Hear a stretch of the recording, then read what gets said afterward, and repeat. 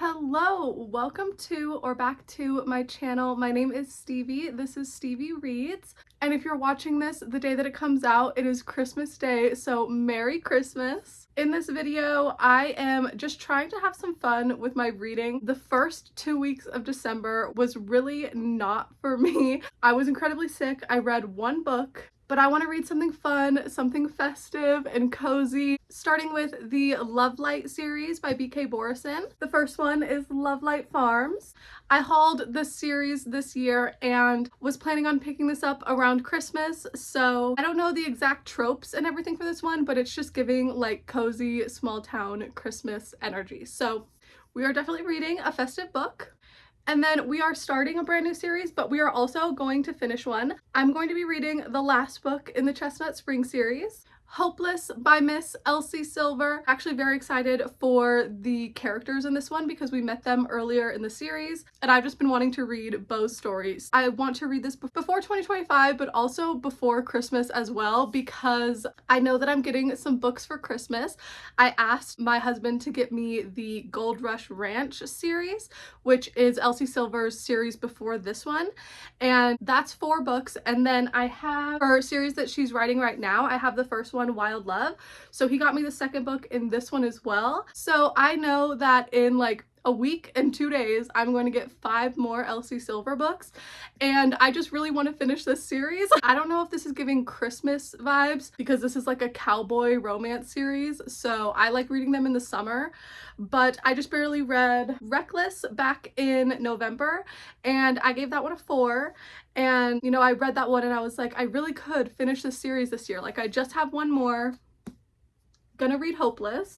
And then this last book is technically a romance, but I had it on my historical fiction shelf because the romance is kind of like the side plot. It's not the whole point of the book. I'm gonna start the Veronica Speedwell series by Deanna Raybourn. The first one is A Curious Beginning. I know that this is like a mystery thriller, historical fiction romance. That's so many like categories that it is. I know we're following Veronica and Stoker, and I have heard so much hype about this series for years, and I wasn't planning on like starting it this year, but I placed a hold on the audiobook through my library months ago, and it just came in last night, and I was like, you know, it's technically a romance, so I'm gonna allow it into this video. But yeah, I've heard about this from so many booktubers, but mainly Katie Coulson. I think this is Katie's #1 favorite series. I don't even know how many times she's read it, but every time she talks about it, I just see the joy and it really makes me want to pick it up. So these are the 3 books for the video. We are starting 2 brand new series, but we are also completing 1. So yeah, I do think I'm going to start with A Curious Beginning. I will probably read Hopeless next because I want to read this as close to Christmas as I can. But I don't know a whole bunch about the actual plot of this. Since it's a little bit of a mystery thriller, I kind of want to just go into it blind. I haven't even read the back of it before, but I always read the first line with you. So, okay, chapter 1, June 1887. Oh, we're set in June in London, so kind of complete opposite vibes of like the cozy, wintry read. Anyway, June 1887. I stared down into the open grave and wished that I could summon a tear. Okay, we're starting at a funeral. Sad. I'm gonna start off with this one. I will maybe talk to you tonight once I get a little bit of the way in to kind of give you a synopsis, see what I find out about the story, but I'll talk to you later. Hello, same day. It is just Monday night, a little bit after 8 o'clock. So I've been listening to A Curious Beginning today. I made it up to page 92, so I'm almost 100 pages in, and now I know a little bit more about the plot, can give you a synopsis. We are in the perspective of Veronica Speedwell. She is a butterfly hunter, which is a ridiculous job occupation. Like, she just sounds like such a ditzy girl. Like, if you say you're a butterfly hunter, people just kind of assume you are this dumb girl girl with like your head in the clouds, but Veronica has already made me fall in love with her as a character. It hasn't even been 100 pages and I am already obsessed. She is so smart and so funny. She was introduced to Stoker, who is the other kind of main character. We're not in his perspective, but basically the very beginning of the story, Veronica's aunt dies and she becomes an orphan. So she's able to go on her travels like she has been wanting to, and she kind of very narrowly like misses being abducted and is helped by somebody named the Baron. Maybe that's his occupation. I don't know what a Baron is, but that's what they keep calling him. So I don't know if that's his name. Maybe I didn't pay close enough attention to that part. But she gets helped by this man and, you know, she doesn't know why she should trust him, but she just does. And he brings her to Stoker to give sanctuary while he goes and like fends off her attackers because he knows more about what's going on with her than she does. But anyway, we meet Stoker. He is also a scientist, a natural historian. We learned a little bit about his story, but he like went to the Amazon for weeks and hunted down like a frog. But when she is staying with Stoker, they find out the next day in the newspaper that the Baron has died. So Stoker doesn't really trust Veronica. He thinks that she's the reason that the Baron is dead. And Veronica, she obviously knows that she wasn't the reason that he died, but she also knows that she was like the last person with him the day that he died and that she's going to be number one suspect. So she wants to look into what's going on to clear her name, and Stoker wants to avenge his friend. So they kind of team up to go figure out like what the hell is going on, why the Baron is dead, why they want to kidnap Veronica. And while they're out and about, like, it looks odd for a woman to be accompanied by a man who is not her husband, and it would like ruin her reputation. So they pretend that they're married and they just got to like a new town, and already we have the one bed trope because obviously they're a married couple, so they would stay in the same caravan. And their banter, oh my god, their fucking banter, like, again, has not even been 100 pages yet. I already want them to be together. They are soulmates for real. Like, the way that they immediately are just getting under each other's skin is so fun. And it's very high stakes. Obviously there was a murder and they're both just trying to figure it out, but it's also very silly goofy. I already added the second book to my wish list, so if I finish this and love it, I'm buying that for myself. But because I know it's such a long series, I think there's 8 books, maybe 9. I know that this couple's relationship is very slow burn, so I have zero hope that they're going to get together in this first book, but I can already see how good it's going to be. Like, this tension, people who are like so done with the insta love in books right now and are like, bring back yearning, I can feel how much this is going to be so satisfying when I finally get to it. But yeah, really, really, really liking the audiobook. Because it's set in London, they have the gorgeous UK accents.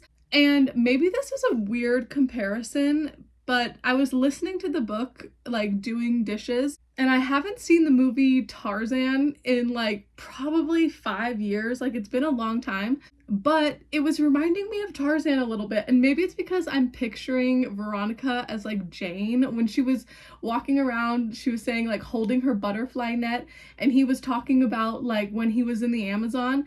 It just made me think about Tarzan and their dynamics. Like, obviously Stoker can talk and he's not like an ape of a man, but he is very just like brute, gruff, one of those like male heroes in a book. So I don't know why they were giving me Tarzan and Jane.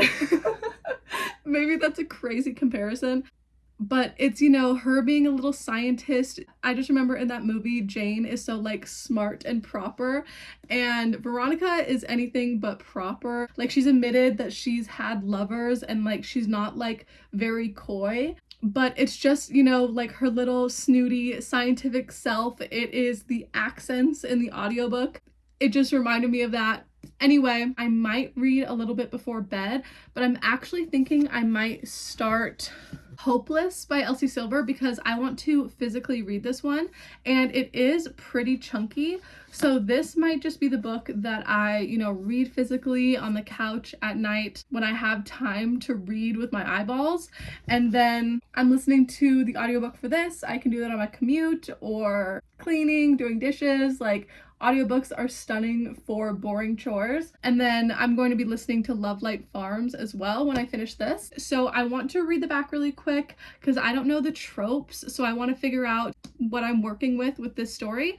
And then also we can read the first line together tonight just in case I do start it. I don't know if I will, but maybe just a couple of chapters before bed. Okay, so it seems like we have a fake fiance trope, which makes sense with the ring on the cover. Our main character is Bo Eaton. I've been wanting Bo's story, so I'm excited. In the other books, we see him here and there. He is a military man, and I don't want to spoil anything about like Reckless or anything, but something happens to him when he's in the military that I can imagine would be very traumatizing. So in this book, he is back home. He is fake engaged to a bartender. It seems like the reason for the fake engagement is pretty dumb. Like, it starts out as a bet. He doesn't believe that anyone holds my last name against me, so he offers his to prove a point. I don't know why her last name would be held against her. Guess I'll figure that out. He gets a break from his concerned family's prying, which his family probably is prying and like being like, are you okay all the time from what happened in the military? So, but okay, we got Bo, and then I don't even know the girlie's name, but if we start off in her chapter, I will see. Okay, and the little reader's note says this book contains discussions of alcoholism, PTSD, and skin grafting and burns. So, kind of an insight on our main character, Bo. But dual POV, like always with an Elsie Silver book, I love that we get dual POV. We're starting off in Bo's chapter 1. I thought pissing my brother off and storming away would make me feel something. I was wrong. Oh, okay. He is picking fights. He's hurt, but I do want to know the girl's name just to see. Bailey. Oh, that's kind of cute. Bailey and Bo. Maybe we'll start this tonight. I don't know. I will give you an update. Maybe tomorrow. We'll see how far I make it in both of these books. But yes, having a very good time with Veronica and Stoker already. And then I will let you know about Bo and Bailey. Hello. Sorry if it's a little bit dark. It is Wednesday morning. It's always dark when I'm home now. Even when I got home last night, I wanted to do an update, but by the time I sat down and was able to talk to a camera, it was 5:30 and it was pitch black outside. Anyway, doesn't matter. You know how daylight saving times works. But hello, it's Wednesday morning and I do have some reading updates, but I also just need to fangirl for a moment because I have had the absolute best morning, all because of Miss Whitney from Witty Novels. I have been subscribed and loved her channel for so many years. I don't even know how many. She was in college, so it was forever ago. But she's one of the first booktubers I ever found. I think the first booktuber I ever saw was Reagan from Peruse Projects. I think my first video was a Reagan video, and then shortly after I found Whitney. So she was one of the first. Definitely been subscribed to her probably the longest, and I just absolutely adore her. So I'm influenced by her reading. I've mentioned her in my videos before and tagged her, and she commented on one of my videos a couple days ago, freaked out. I think she's commented before, but I just die every time. And so she commented, whatever, loved that. And then this morning I posted my video, my spoiler-free Rebecca vlog. Also, sorry, I hate my hair today. My ponytail's not cooperating. Just one of those days. It doesn't matter. Nothing can get me down today because post my Rebecca video and then I go onto YouTube. We posted a video at the same time. She's been doing Vlogmas every single morning. So I clicked on her vlog and I'm watching the intro, and she did a clip of the video that she commented on the other day of her watching it. Just a little couple second clip in her intro. But I literally did a double take. I was like, did I click on my video? Like, what the fuck? I had to go back and watch it again, and I absolutely lost my mind. Like, literally made my whole freaking year. I was so happy. I texted my mom, I texted my sister, I texted my husband. I was just like, I am in Whitney's intro. Like, oh my god. And then cherry on fucking top, the video that I posted, the Rebecca reading vlog. One of the reasons I wanted to read that was because Whitney just read it a couple weeks ago and gave it 5 stars and loved it. I tagged her in that video as well, and that video's not doing very good. It's been up for like an hour. It has 8 views. Whatever. Honestly, genuinely don't care, because one of those views was Whitney and she commented like 4 times. Yeah, anyway. Embarrassing fangirl moment over, but oh my god. I was like tired this morning. Like, it's hump day. I don't want to go into work. I was just feeling like lazing around in my bed this morning, like didn't want to get up. And then all of that happened and I literally was pacing, smiling around. I feel like I just did drugs. I'm so like, the serotonin that immediately coursed through my body. Crazy. But anyways, I do need to get headed into work. So quick book update. I am about halfway through A Curious Beginning. My audiobook says 48%. So we'll say I'm halfway. Page 162, and I get the hype, y'all. I get the Veronica and Stoker hype. Their chemistry is just palpable. Like, it is bouncing off the page. And then I started Hopeless on Monday night. I didn't read a whole lot Monday night. I think only like 20 pages because I got too sleepy. But yesterday I got up to page 166. So I read quite a bit last night, and I can tell you kind of what's going on. The fake engagement has already happened. They just announced it to like each other's families. So that's where I'm at in the story. Something that's kind of interesting that I've been liking is our 2 characters are very similar. I highlighted it, so I'm just trying to find it. They're very similar in the fact that they're both such people pleasers. So Beau was in the military, got discharged, like, what's it called when they come back because they have PTSD, like dishonorable discharge, I think. So he came back and his family is obviously worried about him and, you know, not treating him like normal. They have like pity in their eyes when they look at him, and he's just tired of being like the town hero and everybody mentioning his trauma to him so casually. Like, people on the street will be like, how was it when you were trapped in enemy territory for 2 weeks? Like, what was that like? And he's just like, you know, so uncomfortable. It's not appropriate, and nobody treats him like normal and gives him shit anymore. Like, even his brothers just like walk on eggshells around him, and it's not helping him. It's just making him feel more like somebody else, like an other. So yeah, anyway, and then Bailey is the town pariah. Her family, they're the Jansons, and we all know the Eaton brothers because we've, you know, if you've read the story, you know all about the Eaton boys. They're the town heroes. Everybody loves the Eaton boys. And then the Jansons, those boys are like kind of the druggy, it's giving white trash. He described their house as covered in like cardboard and duct tape, and they stay up all night drinking, doing drugs. They're like a menace to the society. So Bailey is, her last name is Jansen, and she's a town pariah just by association. She's never like participated in any of that. She just wants to save up enough money to move somewhere else where nobody knows her name. But while she's saving up, she's still living with her family just in like a trailer on the property. And she's basically the only one who's paying the mortgage just because she's trying to keep the peace. Like, I don't know. She's kind of a doormat for her family. And then Beau is trying to keep the peace because he doesn't want to have beef with any of his family. So we are in Beau's perspective, and he's talking about his brother. And he was like, my brother wakes up every morning dedicated to running the family ranch. I wake up every morning dreading it, but I hate the idea of letting them all down. So I get up and I do it. Bailey and I are alike in that way. Doing things we don't like to support our families the only way we know how. My family is just a hell of a lot nicer than hers. A hell of a lot harder to let down.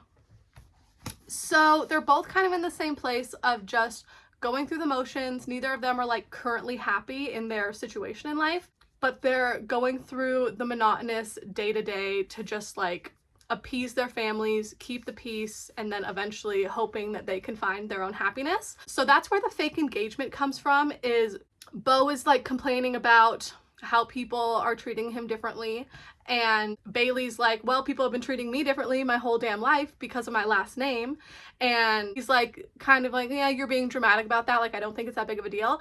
And she was like, oh really, like a person with the last name Eaton can't really talk to me about that because like you walk on water in this town. And he was like, bet I will give you my name. And she's like, how are you gonna give me your name? And he's like, we can get married. And she's like, I'm not gonna marry you, that's fucking crazy, but we could get fake engaged. And then if we get fake engaged, people will start treating me like an Eaton because I'm engaged to one, and his family is gonna get off his back because they'll think he has somebody who is looking out for him and taking care of him. So that's the reason for the fake engagement. Now that I know a little bit more, it seems more plausible. Fake dating always has that like feeling of, would this really happen in real life? Like, would you really fake date somebody? But it does put them in these situations where, you know, now he feels very protective of her, but she likes that because nobody's ever been protective of her in her life. Everybody's treated her as like less than. So she actually really appreciates his like protective side. But I'm not quite halfway yet just because this book is so chunky. How many pages is it? 533. Over 500 pages for a romance book is so excessive. But I feel like at the end we're also going to get a lot of all the other couples. Since it's the 5th book in the romance series, I feel like we're going to see the other couples at the end and see where everybody all lands off and everything. But hopefully the next time I get on here I have finished at least one of these books. Howdy y'all.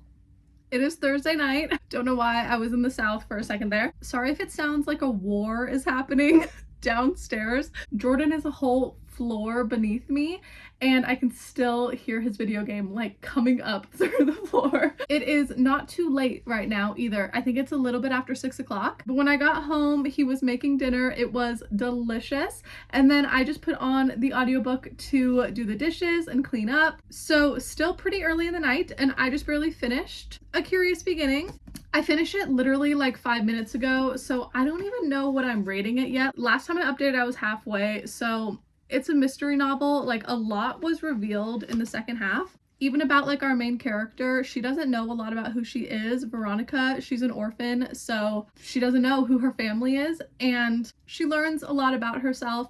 Obviously, her and Stoker's relationship is just like the key happiness in the story, but nothing even happens in this book as far as them like romantically. So, but I don't know where I'm feeling for a rating. Like it's in between a 3 and a 4, so maybe a 3.5. I'll round it up to 4 on Goodreads though. Like I had a good time with the story, especially the audiobook, like the accents and like just listening to it was a really fun time. So I did put a hold in my library for the second book in the series, the audiobook. So we'll see when that becomes available. I think it's like 4 or 5 weeks from now. If I want to continue, I'm gonna let myself sit with this one. The whole fake dating aspect was fun, which I realized that Hopeless is fake dating as well. This one's fake engagement, and in this one they were like pretending to be married, to be undercover. But I feel like I don't read that trope a lot. And now twice in 1 week, like at the same time, I was just noticing when I was reading both of them that both of these couples were put in situations where, you know, they had to pretend to like each other. Fake dating always has that sense of like silliness because of that reason. Not that they're any kind of similar book, it's just hard to not compare books when you're reading them at the same time. It made me compare the main girl characters. So in this one we got Veronica. She is 25 or 24 for most of the story. At the very end it was her birthday and she was 25, but she has no intention of getting married. She's a scientist. She's been with men in the past. She's very open about that. She's kind of crude for her era. I mean, this was 1887, so this wasn't talked about. Very unapologetically herself. And Bailey's the same way, but Bailey is younger. Bailey is 22 and she's not a scientist. She's a bartender and she's the town pariah. But both of them have that like undeniably themselves characteristic and very much like I don't give a fuck. Yeah. So anyway, that's my comparison of the two like fake dating tropes in this. I just noticed when I was reading them that I was like, huh, they both have that. That's kind of weird. But yes, finished with A Curious Beginning. Gonna land on a 3.5. And then I was reading more of Hopeless last night, and I got up to page 352. So that means I have like 180 pages left, and I might be able to finish this tonight. But from what I was reading yesterday, you know, I was comparing these two main girl characters in my head, Veronica and Bailey.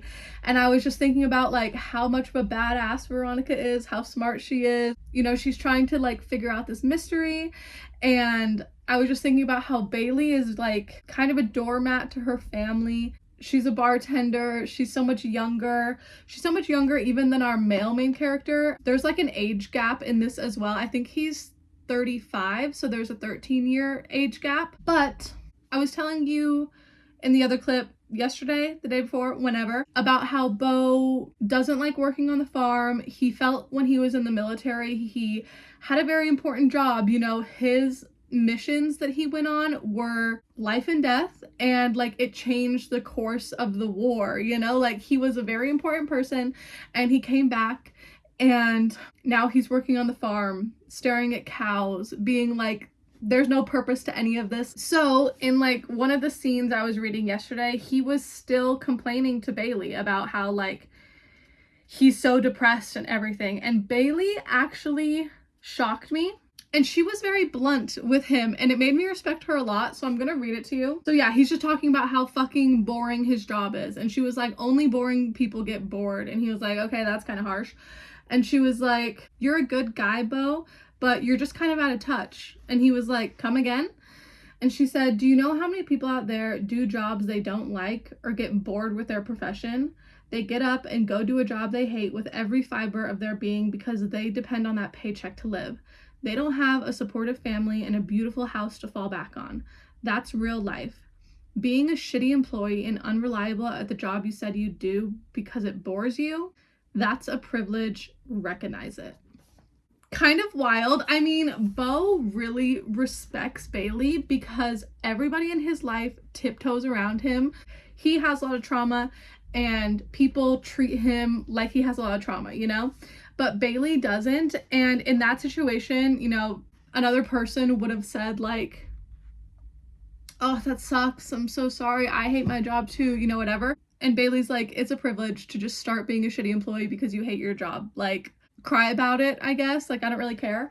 Then he actually reflects and starts thinking like, oh, what can I do to change my situation? And yeah, I don't know. I just really liked that. But this is definitely starting to get steamy. And another way that Bailey is different than Veronica is she's a virgin. She lets Beau know that very early on, and he's like surprised by it. And she's like, well, I just didn't want to throw it away, and like I haven't fallen in love with anybody. And she doesn't make it a very big deal. He's actually making it much bigger of a deal than she is. So they've done other things, but the lines of the fake engagement are definitely starting to blur. Like the reasons that they got engaged in the first place aren't really like problems anymore, and now they just are living together and still hanging out all the time, more because they want to than anything else. So, and then I probably won't start Love Light Farms tonight because I'll focus on Hopeless, but I'm going to listen to the audiobook for this one as well because I saw it's on Spotify. I'm going to read the back to figure out the tropes, and then we'll read the first line together as well. Oh my god. Two best friends fake date. All three of these books have fake dating in them. What are the fucking odds of that? I don't think I've read that trope in a while, and now 3 times in a week? That could be the title of the video. I didn't know what I was gonna title this, just like reading romances, but now they are all fake dating romances. Okay, I had that planned all along, so if you saw that in the title, I definitely knew that was gonna happen. Okay, so Stella is the main girl, and she's trying to save the Christmas tree farm that she loved since she was a kid by entering like an Instagram contest with a $100,000 cash prize. For the contest, she lied and said that she owns the farm with her boyfriend, but the boyfriend doesn't exist. And then it said, enter best friend Luca Peters. Let us see the first line. Oh, that's where the title came from. Okay, so the song, I'll Be Home for Christmas. Christmas Eve will find me where the love light gleams. Love light. Okay, chapter 1. Luca, listen. Okay, that's kind of a small first sentence. I lean backward in my chair and fumble for the stack of papers on the file cabinet behind me, cursing under my breath when my fingertips barely glance the corner edge and it goes cascading to the floor in a flurry of white. Sometimes first lines are just random. But yeah, I'm excited about this. Christmas is officially less than a week away. So it's about time I read my one and only unread Christmas book. I'm trying to go that way. Oh, goodness. Hello, it is Saturday afternoon and I had time to do an update before the sun went away. But yeah, been a couple of days. I thought that I was gonna finish Hopeless literally Thursday night, and then Thursday I read a couple chapters, and then yesterday read a couple more. I don't know why I kind of hit a wall with this story, but I am at the point where I have just 80 pages left, so I'm on page 453, and it does feel unnecessarily long. Like on page 450, and I'm like, we should be done by now. Like the third act breakup kind of happened, if you can even call it that. They were maybe broken up for 0.2 seconds. That was kind of very quick resolution, so I don't know if something more dramatic is going to happen in this last little bit, but I'm very excited for it to just kind of be done. So definitely gonna finish this tonight. And then yesterday on my way into work, I started Love Light Farms. I got up to page 86. So not only is this a fake dating book, but it's also a friends to lovers because she's fake dating her best friend. And friends to lovers is just not my favorite trope. I have a hard time believing it, and I think I just like seeing the entire relationship in a book, like knowing that these characters have close to a decade of history that we just haven't seen is like kind of hard to get past. So I'm like, why haven't either of you made a move in the last 10 years? Like, she hasn't been in like a long-term relationship, or him either. I feel like the opportunity definitely could have presented itself, and from what I could tell, she's had a crush on him for a long time. So I feel like it would have been welcome if he like, you know, tried anything with her. But now that it hasn't happened in like the 10 years they've known each other, she's gotten very attached to him, and she has abandonment issues. Her dad left her mom before she was even born, and then her mom never moved on and died when she was in her 20s. So now she has such a strong friendship with Luca, she just doesn't want to mess anything up. So when she got picked for this social media contest and, you know, she lied and said that she ran this tree farm with her boyfriend, she had to like ask some men in her life to be her boyfriend, and she didn't even want to ask Luca because she was like, I don't want to mess up what we have. So he had to kind of reassure her, like, no matter what happens after our fake breakup, like, I'm not gonna be out of your life. But this is similar to Chestnut Spring series. It is a very small town, so he was like, what are we gonna do about the fact that everybody in the town knows that we're friends but we aren't actually dating? And she was like, oh, that's a pretty good point. So the social media lady hasn't even showed up yet in the story, but they have already kind of gone out into the town and pretended to date, like holding hands and just being a little bit more affectionate than they would be with each other. And like when they're talking to people, Luca's dropping hints of like, you know, we've been together for a while now. And because it's such a small town, it's very gossipy, and like one person suspected it, and by the end of the day a bunch of people were reaching out to them like, oh my god, are you guys together now? Like, when did this happen? Da, da, da, da, da, da. So they already planted the seed, but this isn't dual POV. We're just in Stella's head. And so when they're acting like more affectionate toward each other out in the town, we can see that she's kind of like not uncomfortable with it, but she's like, this is kind of what we always do. Like, nothing was different other than, you know, what he was telling people. So that's another reason why I don't believe the friends lovers, because I'm like, why were you guys already holding hands in public and like being so affectionate? I don't know. Friends to lovers is going to be the hard part of this book for me. Okay, still the same day, but I have some more reading updates. So after my last clip, I did a little bit of cleaning around the house and listened to more of Love Light Farms. I got up to page 152. I put the bookmark at chapter 14, but I stopped the audiobook like halfway through chapter 14, so I don't know exactly what page I'm on, but audiobook says I'm 55% of the way through. So Happy that I made it over halfway, but I think that I only have a couple more hours of audiobook listening time. So tomorrow I will finish what I can on audio, but then I might just have to finish reading it physically. But I'll have time tomorrow, so that's fine. Anyway, the actual story, it's getting a little bit better. I'm starting to kind of feel the tension a little bit. They decided that faking it in public, they were like, let's just like practice in private. And then they decide that they like practicing and that maybe they'll just like pretend to actually be dating and give it like kind of a test run for the next week, I think they decide. So lines are already starting to be blurred. And for Stella being so concerned about not wanting to ruin the friendship, she's also very keen to like practice with Luca.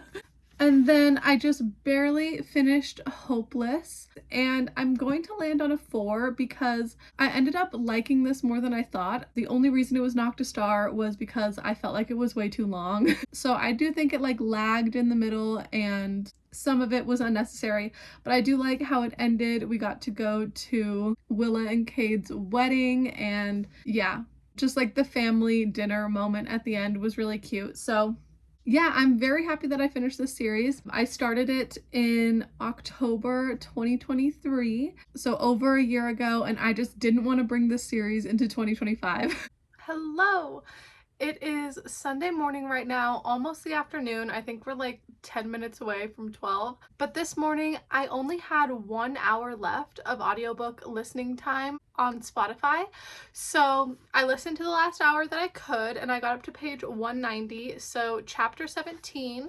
And I just did the math. I have 130 pages left. The social media person still has not showed up in the story. Like, we are well over halfway at this point, and they are still doing like the prep on the Christmas tree farm for like her to show up. And it is getting sexier still too. Like, they still haven't gone all the way there, but chapter 16 that I just read ended very happily for the both of them. Yeah, I feel like they're getting a lot of practice in before this social media girly shows up, but I don't know if it's necessarily getting me into the Christmas spirit. So far, nothing overly Christmassy has happened. And I don't know how I feel about our main character, Stella. I mean, Luca is like an average book boyfriend, nothing too special about him. But Stella is one of those characters, very like Jess from New Girl, where she's a little bit overly quirky in some case scenarios. Like, she ran into somebody from town, like literally ran into them, and felt bad, and then the person who she ran into like gave her attitude, and in her head she was like, I was gonna offer to buy them a hot chocolate for running into them, and now that's not happening. And I'm like, do you offer every single person you run into a hot chocolate? Like, just very random. I don't know. But I'm sitting at my desk. I think I scratched my neck and now it is so red. But I'm sitting at my desk and I grabbed my journal. I think I'm in the journaling mood right now, and I do have this tiny little Christmas tree candle that I want to light. So I think I'm gonna light my cute little candle, do a little journal entry, and then I'm going to read more later tonight. And I also want to get started on editing this video today. So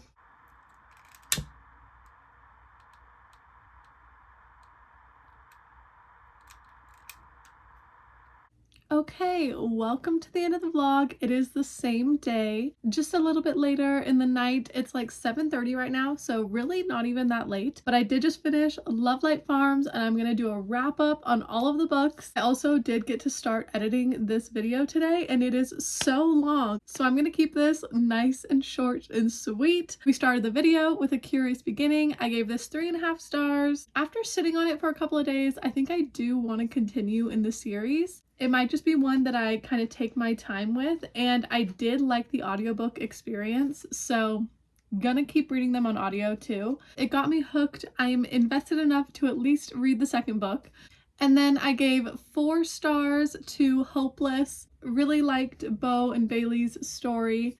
Just felt a little bit long, but I'm really happy that I gave Elsie Silver a shot because now I just want to read everything she's ever written. And then I just barely finished Love Light Farms literally like 5 minutes ago. And this is a perfect example of a 3-star for me. I feel very middle of the road. It didn't do anything to like piss me off, so it's not a 2 or a 1 for any reason. I thought the writing was okay, so I do own the second and third book, and like I'm still interested in reading those. So yeah, it's a 3 because it didn't really like wow me in any sense either. Friends to lovers is just not my favorite trope. And then the fake dating in this one, they were really only fake dating for like a tiny second. It was really all just a ruse to be able to drop that barrier of friendship that they had. Yeah, I think I'm just gonna unhaul it. I just know I'm never going to reread, and I don't feel the need to keep it as a completed series. Like, I think I'm fine with getting rid of this, and my romance shelves are super full, and I know I'm getting a bunch of romance next week. Oh, this week now. I forget that it's Sunday. So I need to make room on those shelves anyway, so yeah. I think I'm going to unhaul Love Light Farms. It was the lowest rated book in the video, so we ended on kind of the worst one. Sad to see it. But yeah, either way, 3 books read this week. A lot better than the beginning of December for me, so just happy that I got to these. And also just kind of wild that they all were fake dating. I know I own a lot of romance, but the odds of that are crazy, so love when things just come together. But if you made it all the way to the end, thank you so much for watching. All of my socials are linked down below like always, and I will see you next Wednesday for New Year's Day. I'm going to try to film my best books of 2024 this week so that that video can go up on the first day of 2025. But I hope you are having a beautiful holiday season, and I'll see you very soon. Bye!